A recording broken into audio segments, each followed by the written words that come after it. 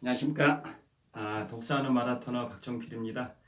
오늘은 제2차 세계대전과 원자폭탄 제7부 마지막 제7부입니다. 주제는 2차 세계대전의 원흉인 독일의 아돌프 히틀러 총통의 자살에 따른 독일의 항복과 인류 최초의 핵폭탄인 원자폭탄의 투하에 따른 일본의 항복에 관하여 말씀드리겠습니다. 먼저 히틀러의 자살에 따른 독일의 항복에 관하여 말씀드리겠습니다. 2차 세계대전이 이제 처음에는 1939년 9월 1일에 독일이 폴란드를 침공함으로써 2차 세계대전이 발발돼서 한 6년 가까이 2차 세계대전이 진행됐었는데요. 1944년 6월 6일에 있었던 인류 최대의 상륙작전인 노르망디 상륙작전에서 연합국이 성공함으로써 4년 정도 독일의 점령하에 있었던 유럽 대륙을 다시 되찾았고 44년 8월 25일에는 프랑스 파리를 수복을 했고 그러한 기세를 계속 유지해서 이제 점차 독일 영토를 향해서 진격을 해 나가는 그런 상황이 됩니다. 그래서 1945년 초에는 그러니까 1945년 초면 히틀러가 1945년 4월 30일에 권총 자살을 하고 8일 후인 1945년 5월 8일에 독일이 연합국을 상대로 항복을 했으니까 1945년 초면 독일이 항복하기 딱 넉 달 정도 전 시점입니다. 그 당시에는 이제 연합군이 독일의 점령 지역을 하나하나 다 회복해 나갔고 거의 이제 독일의 기존 영토에 접근을 해가는 그런 상황이 됩니다. 그래서 전쟁에 있어서 가장 중요한 게 이제 보급로가 되는데요. 뭐 군수물자, 인력의 수송, 다양한 식량 이런 것들이 다 제대로 보급이 돼야 전쟁을 수행할 수 있다 보니까 보급로가 굉장히 중요한데 연합군은 독일의 보급로들을 차단하기 위해서 도로, 교량, 그 다음에 철로, 그 다음에 기관차, 각종 군용 차량 등의 그런 것들을 대상으로 무차별 공중 폭격 내지 기총 소사 이런 엄청난 화력을 활용해 가지고 독일군의 그런 수송로를 거의 마비될 정도로 하나하나 파괴해 나가는 그런 단계가 1945년 초라고 보시면 됩니다. 그래서 결국은 1945년 4월에 들어서는 이제 독일의 영토가 이제 연합군에 의해서 점령이 돼 가고 독일이 항복하기 이제 한 달 전인 4월 초에 들어서는 이제 독일의 수도인 베를린을 향해서 연합군의 병력이 포위망을 좁혀옵니다. 그래서 1945년 4월 25일이 되면 독일의 수도 베를린이 완전히 연합군에 의해서 포위가 돼버립니다. 그때 이제 독일의 총통 히틀러, 즉 2차 세계대전의 원흉인 히틀러는 어디에 있었냐? 독일의 수도 베를린의 한복판인 브란덴부르크 문 바로 밑에 있는 지하 벙커에 있었습니다. 지하 벙커, 콘크리트로 요새화된 지하 벙커에 경호원들, 그 다음에 근위대, 비서들, 식사를 챙겨주는 영양사들, 그 다음에 건강을 체크해주는 의사들, 또 히틀러가 좋아했던 애견, 세퍼드, 애견을 관리하는 애견 관리인도 있었고, 그리고 히틀러의 이제 정부, 즉 내연 관계에 있었던 정부 에바 브라운도 같이 있었습니다. 그게 이제 베를린의 한복판인 브란덴부르크 문 바로 밑에 설치되어 있던 총통 관저의 일부 시설인 지하 벙커에 콘크리트 벙커 요새화된 그 장소에 은거하고 있었던 상황입니다. 그래서 1945년 4월 들어서는 이제 독일이 연합군에 의해서 거의 대부분 지역이 점령이 됐고 수도 베를린도 이제 4월 25일에는 연합군에 의해서 포위가 됐고 연합군의 일원인 소련군이 이제 히틀러의 숨통을 재기 위해서 베를린의 이제 심장부를 향해서 진격해 오고 있는 그런 상황이었습니다. 그 시점에 4월 23일에 그 베를린에서 이제 탈출한 독일 공군의 사령관 괴링이라는 사람이 이제 독일 공군의 사령관이었습니다. 괴링이라는 사령관이 그 베를린에서 탈출해서 연합군과 접촉을 합니다.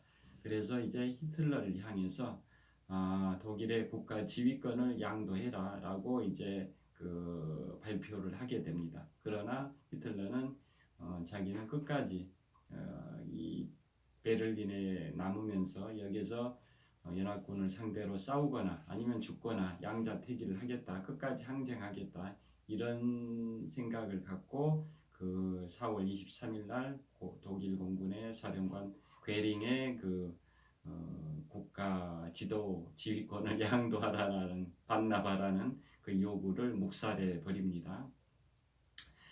그러고 나서 이제 4월 25일에는 히틀러가 자살한 4월 30일을 기준으로 5일 전입니다. 4월 25일에는 연합군이 그 독일 수도 베를린을 완전 포위를 한 상태가 되고 그래서 이제 사실상 히틀러는 이제 더 이상 그 살아남을 가능성이 없다. 독일이 이 전세를 역전시킬 가능성은 희박하다라고 판단하고 죽음을 이제 준비를 하게 되는 단계가 됩니다. 그래서 45년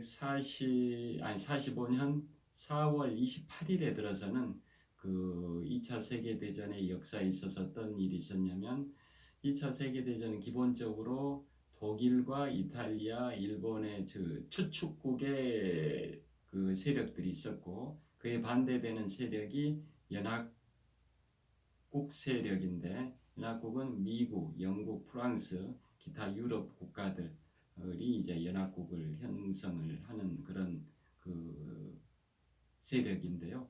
그래서 히틀러와 함께 2차 세계대전에 참여했던 이탈리아의 무솔리니가 1945년 4월 28일에 이탈리아 그 군중들에 의해서 처형을 당하게 됩니다.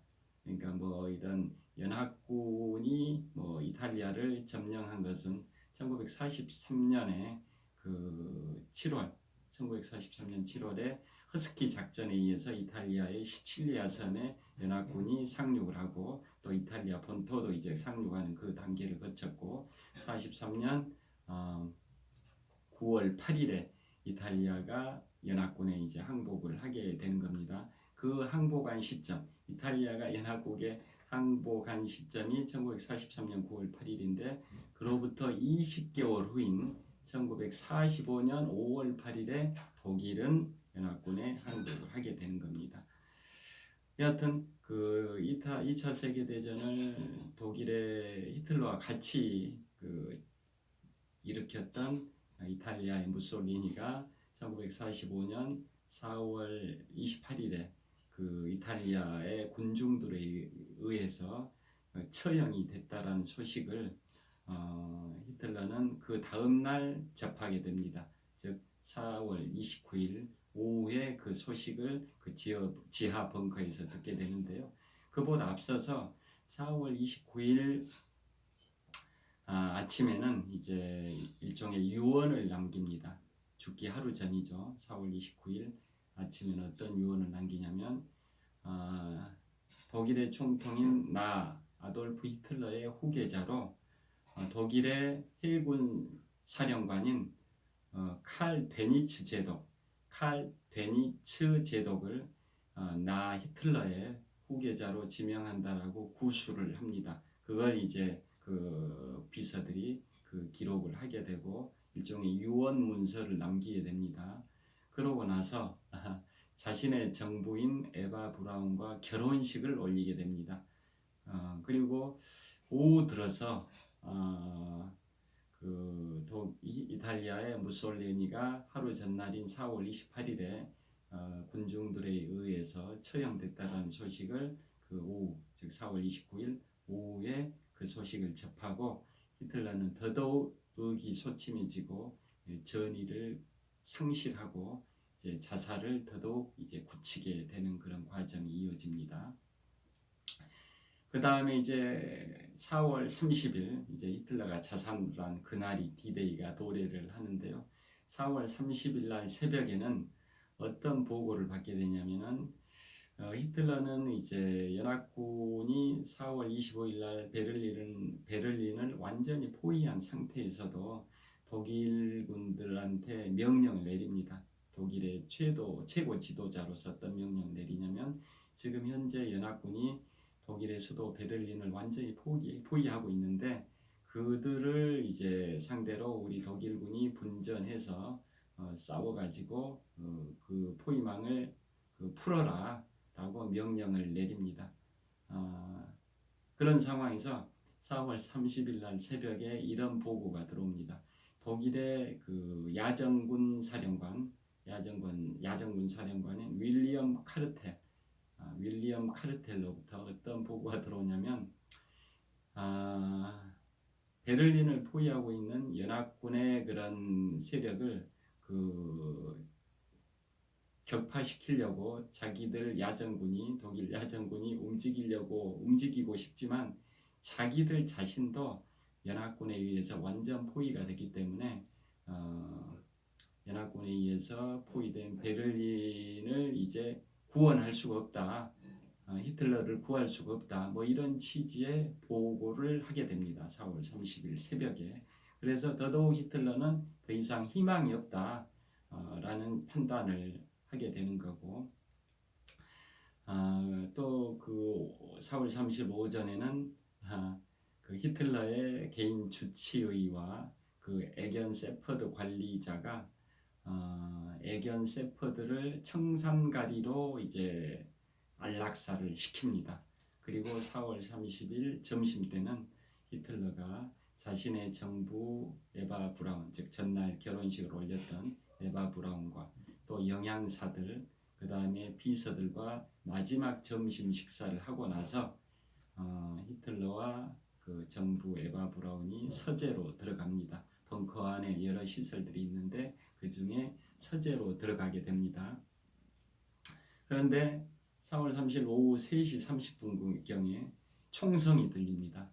그 총성에 깜짝 놀란 히틀러의 운전기사가 그 서재로 급히 들어가는데 아몬드가 탄 것 같은 냄새를 맡았다고 합니다. 아몬드가 탄 것 같은 냄새를 맡고 보니까 서재 의자에 히틀러와 에바 브라운이 나란히 앉아 있는데 에바 브라운은 청산가리를 먹고 자살한 걸로 보여지고 히틀러는 자신의 권총으로 자살한 걸로 보여지는 그런 상황을 목격을 하게 됩니다. 그래서 결국은 히틀러가 이제 사망했다라는 게 이제 드러난 거고, 그런데 평소에 히틀러는 이러한 유언을 남겼답니다. 자신이 사망했을 경우에 적들에게, 즉 연합군에게 절대로 자신의 시신을 넘겨주지 마라 라고 유언을 남겼었습니다. 그래서 히틀러의 경호원들은 히틀러의 시신과 정부 에바 브라운의 시신을 급히 끌어내 가지고 밖에서 가솔린, 즉 휘발유를 뿌려 가지고 이제 태웁니다. 태운 상태에서 뼈만 남아서 그 유골을 어디에다 묻게 되냐면 이제 연합군의 일원인 소련군이 베를린의 한복판인 브란덴부르크 문까지, 즉 히틀러의 은거지인 그 총리 관저 겸 지하 벙커가 있는 그 바로 위에 브란덴부르크 문까지 진격을 해와가지고 엄청난 포격 대포를 쏘고 그 지역 전체가 불바다가 되는 그런 상황이 됐었습니다. 그 상황에서 이제 그 히틀러와 에바 브라운의 이제 그 유골을 어디에다 묻게 되냐면 그 소련군의 포격에 의해서 땅이 움푹 패인 그 구덩이에다가 그 두 사람의 유골을 파묻게 됩니다. 즉 연합군의 손에 그 히틀러의 유고를 넘겨주지 않기 위해서 그렇게 이제 하게 됩니다. 그러게 돼서 이제 결국 히틀러는 2차 세계대전의 원흉인 히틀러는 1945년 4월 30일 날 권총 자살로 이제 생을 마감하게 되고요. 그 직후에 이제 후계자로 지명된 독일의 해군 사령관 칼 데니츠 제도 해군 원수였습니다. 대장이 별 4개인데 원수는 별 5개인데요. 그 독일의 해군 사령관인 해군 원수 칼 데니츠 제독이 이제 대통령으로 지명이 됐기 때문에 히틀러의 유언에 따라 대통령으로 지명이 됐기 때문에 이제 전후 사후 수습을 위해서 어떤 조치를 하게 되냐면 5월 6일에 독일의 관료를 그 유럽 전선 연합군의 총사령관인 드와이트 아이젠하워가 있는 프랑스 쪽으로 보냅니다. 그날이 5월 6일이었고 그래서 5월 7일 날에는 프랑스의 샹파뉴 지역의 랭스라는 지역에서 5월 7일 날 그 독일의 그 파견된 관리가 항복 문서에 무조건 항복하겠다. 독일은 연합군에 무조건 항복하겠다라는 취지의 항복 문서에 5월 7일에 그 서명을 합니다. 랭스라는 도시에서. 그래서 그 항복 문서가 언제 발효되냐? 5월 8일 날 공공시를 기해서 발효가 됩니다. 효력이 발생이 됩니다. 그래서 결국은 공식 항복 일자는 1945년 5월 8일에 독일이 연합군을 상대로 항복을 하게 되는 겁니다. 이렇게 해서 결국은 히틀러의 1945년 4월 30일 권총 자살에 따른 5월 8일 독일의 무조건 항복 선언이 있었기 때문에 2차 세계대전이 1939년 9월 1일 독일이 폴란드를 침공함으로 해서 발발이 돼가지고 5년 8개월 만에 1945년 5월 8일에 이제 2차 세계대전이 종전이 되게 되는데 단 태평양 전선 2차 세계대전의 일부로서 일본과 미국 간의 태평양에서 진행되고 있던 태평양 전쟁은 제외됩니다. 태평양 전쟁은 여전히 계속 유지되고 있는 상황이었기 때문에 유럽 전선에서의 제2차 세계대전만 1948년 5월 8일에 발발한 지 5년 8개월 만에 2차 세계대전이 유럽 전선에서만 종결되게 됩니다. 지금까지 이제 히틀러의 자살에 따른 유럽 전선의 2차 세계대전 종전에 관하여 말씀을 드렸고요. 그 다음에 이제 지금부터는 인류 최초의 핵폭탄인 원자폭탄의 투하에 따른 일본의 항복에 관하여 말씀드리도록 하겠습니다. 일본은 독일의 항복에도 불구하고 결사항전의 각오로 계속 미국을 상대로 계속 싸움을 이어갔습니다. 그런 상황에서 이제 미국은 지난 시간에 제6부에서 말씀드린 것처럼 1945년 2월 19일부터 3월 26일까지 이오지마 전투를 통해서 일본 본토 폭격을 위한 전진 기지를 확보를 했고 또 곧이어 1945년 3월부터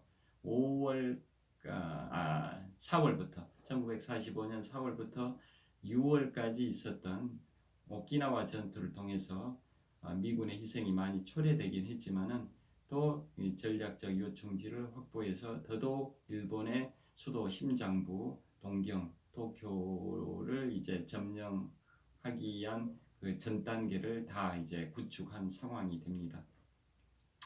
그런 상황에서 이제 드디어 이제 원자폭탄에 관하여 이제 말씀을 드리겠습니다.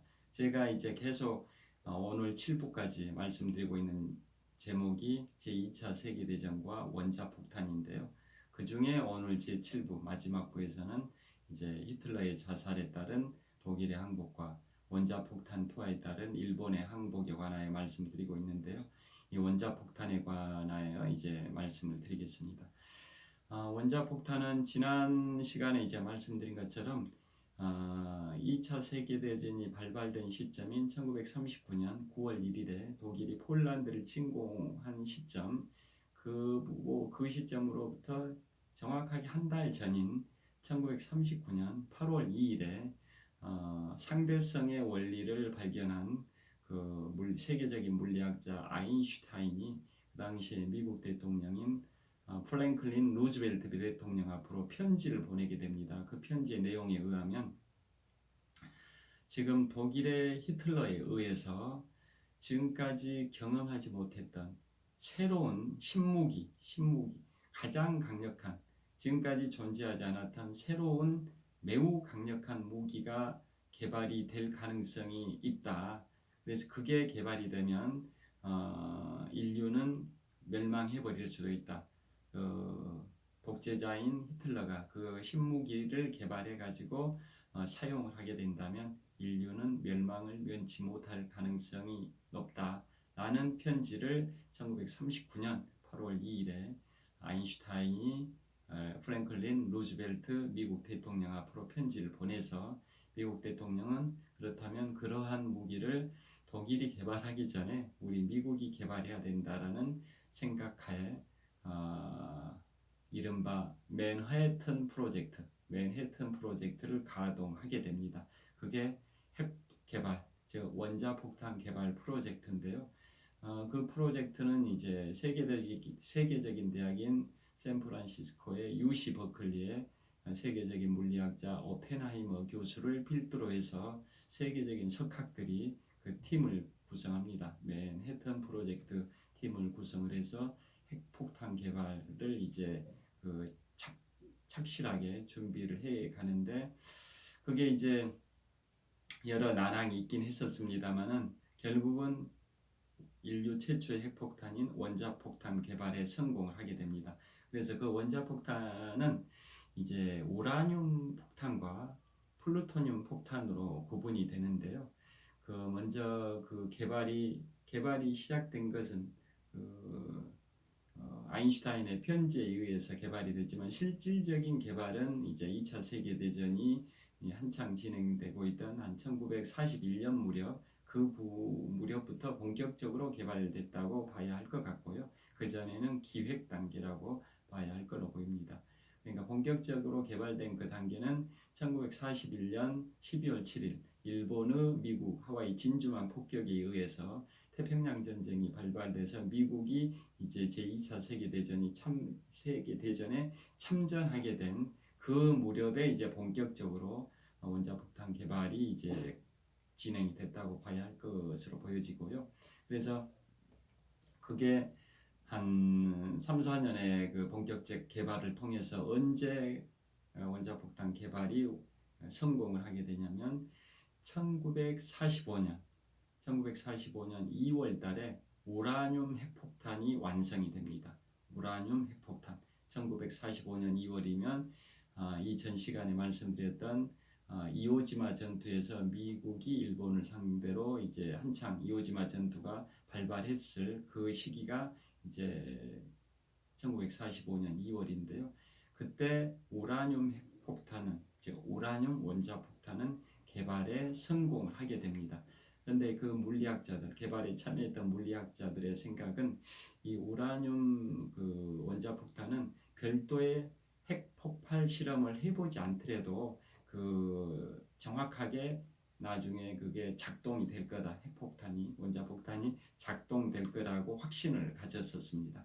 그래서 1945년 2월에 개발된 우라늄 원자폭탄은 별도의 핵폭발 실험을 하진 않았었습니다.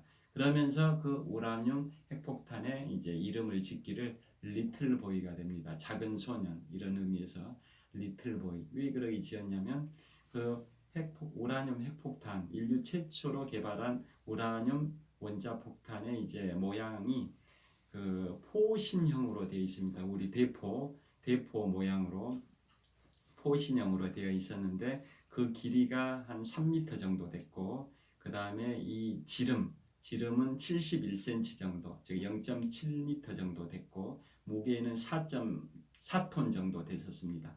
그래서 그 모양이 포신형, 대포처럼 길이는 한 3m, 폭은 71cm, 무게는 4.4톤.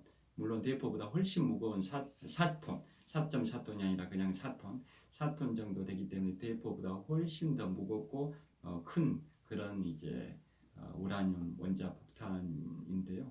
그래서 좀 뭐 날렵하게 생겼기 때문에 그걸 이제 포신형이라고 했습니다.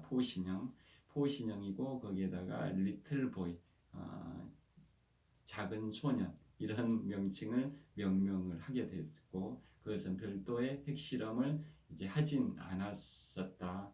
실전에 배치하더라도 뭐 정상적으로 작동이 될 거라고 물리학자들이 확신을 했었습니다. 그게 이제 인류 최초의 원자폭탄 개발에 성공한 이제 우라늄 원자폭탄으로 1945년 2월에 개발이 완료가 됐고요. 그 다음에 이제 플루토늄입니다. 플루토늄 원자폭탄은 1945년 7월 16일에 미국의 뉴멕시코주의 사막이 그 기존에도 폭격 연습장으로 사용이 됐었습니다. 뉴멕시코주의 그 사막의 폭격 연습장에서 이제 그 플루토늄 원자폭탄은 핵실험을 하게 됩니다. 기존에 이미 2월달에 개발됐던 포신형 원자폭탄인 리틀보이는 핵폭발 실험을 하지 않더라도 실전에서 사용이 가능하다, 작동이 될 거라는 확신이 있었기 때문에 별도의 핵실험을 하진 않았었는데요. 그에 반해서 그 플루토늄 그 원자폭탄은 그 포신형이 아니라 그 내폭형입니다. 내폭형, 좀 동그란 형태로 굉장히 무거운 그 내폭형이어가지고 길이는 3.2m, 그 다음에 폭은 지름이 1.5m, 무게는 4.4톤 정도 됐습니다. 그래서 그것은 이제 명칭을 펜맨, 뚱뚱한 남자라는 의미에서 펜맨이라고 이제 명명을 하게 됐습니다.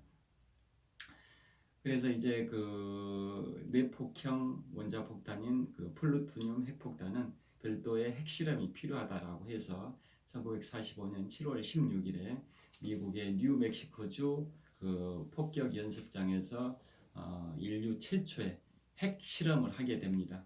그래서 그때 핵실험을 해서 이제 폭발이 이루어지는데 반경 160km의 지진이 발생이 됐었습니다. 반경 160km 이내에 지진이 발생되는 그 강력한 핵실험이 이루어졌었고, 그 핵실험의 작전명은 트리니티였습니다. 트리니티라는 작전명으로 그 플루토늄 원자폭탄을 핵실험에 이제 성공을 하게 됩니다. 그로부터 이제 핵실험이 이루어졌고, 그 다음에 이제 핵실험에 성공한 날, 그 핵실험에 플루토늄 원자폭탄의 핵실험이 성공한 1945년 7월 16일 날 어떤 일이 또 있었냐면, 그날 미국의 샌프란시스코에서는 미국의 순양함 한 척이 우라늄 핵폭탄의 부품들을 싣고 이제 발진을 하게 됩니다. 왜냐하면 플루토늄 원자폭탄은 7월 16일 날 핵폭발 실험을 했기 때문에 이게 성공할지 안 할지 모르는 상태이기 때문에 부품들을 바로 거기에서 실을 수가 없는데요. 그에 반해서 우라늄 핵폭탄은 이미 2월 달에 우라늄 핵폭탄은 완성한 상태였고 별도의 핵실험이 필요 없다라고 했기 때문에 실전에 사용하기 위해서 플루토늄 핵폭탄인 그 펜맨이 실험된 그 당일에, 즉 7월 16일에 우라늄 원자폭탄인 리틀보이는 미국의 샌프란시스코 항에서 미국의 군함 순양함에 그 선적이 돼가지고 열흘 동안의 항해를 통해서 7월 26일에 미국의 서태평양 북마리아나 제도의 티니안 섬으로 수송이 됩니다. 7월 16일에 샌프란시스코를 출발해서 열흘 만인 7월 26일에 미국의 그 지배하에 있는 서태평양 지역의 북마리아나 제도의 티니안 섬으로 이제 수송이 되고, 그 티니안 섬의 위치는 사이판의 남쪽으로 5km 지점이자 괌의 북쪽으로 160km 지점이 있습니다. 그러니까 티니안섬 북쪽으로 5km 지점에는 사이판이 있고 티니안섬의 남쪽으로 160km 지점에는 괌이라는 미국령 괌섬이 있는 겁니다. 그래서 거기가 바로 서태평양의 북마리아나 제도의 티니안섬인데요. 거기에 이제 그 1945년 2월에 개발에 성공한 인류 최초의 원자폭탄인 우라늄 원자폭탄 리틀보이가 7월 26일에 티니안 섬의 부품들, 주요 부품들이 실린 순양함이 거기에 도착이 됩니다. 그런데 그 순양함은 거기에 이제 주요 부품들을 수송한 다음에 나흘 후에 일본의 잠수함에 의해 격침이 돼버립니다. 그래서 그 나머지 주요 부품, 즉 리틀보이, 우라늄 핵폭탄인 이 리틀보이의 나머지 주요 부품들은 더글라스라는 수송기에 의해서 빨리 수송이 되어야 하니까 수송기에 의해서 그 티니안 섬으로 수송이 되고 그 다음에 그 7월 16일 날 이제 플루토늄 핵폭탄인 펜맨의 핵폭발 실험이 이제 성공을 했기 때문에 그 펜맨의 이제 부품들도 즉 플루토늄 핵폭탄의 부품들도 이제 그때는 수송기가 아니라 B-29 폭격기에 의해 실려가지고 부품들이 그 폭격기에 실려가지고 그 티니안 섬으로 이제 수송이 됩니다. 그래서 미국은 이제 우라늄 원자폭탄인 리틀보이와 플루토늄 이제 원자폭탄인 펜맨의 실전 사용을 이제 준비를 다 마친 상태가 되는 겁니다. 그러한 이제 상황에서 7월 26일에 어떤 일이 있었냐? 7월 26일, 1945년 7월 26일에는 독일의 수도 베를린 그 외곽에 있는 포츠담에서 포츠담 회담이 열립니다. 포츠담 회담은 이제 독일이 이제 5월 8일에 항복을 하고 그 이후에 일본이 이제 항복을 하지 않은 상태지만 조만간 일본이 항복할 것이라는 기대감을 갖고 일본이 항복하면은 그 2차 세계대전의 전후 처리를 어떻게 할 것이냐, 일본의 기존 식민지, 뭐 예를 들어 우리 대한민국도 일본의 식민지하에 있었는데 어떤 식으로 일본의 식민지들을 처리할 것이냐 등 뭐 여러 가지를 논의한 회담이 1945년 7월 26일에 독일의 포츠담에서 열렸던 포츠담 회담이 되는 거고 거기에는 미국의 대통령 프랭클린 루즈벨트 대통령, 영국의 수상 윈스턴 처칠, 그 다음에 중국의 국민당의 총통이었던 그 장제스죠. 이런 사람들이 참여했고 또 소련의 이오시프 스탈린 공산당 서기장도 다 참여를 했었습니다. 그래서 결국은 그 회담 결과 이제 하나의 선언을 발표합니다.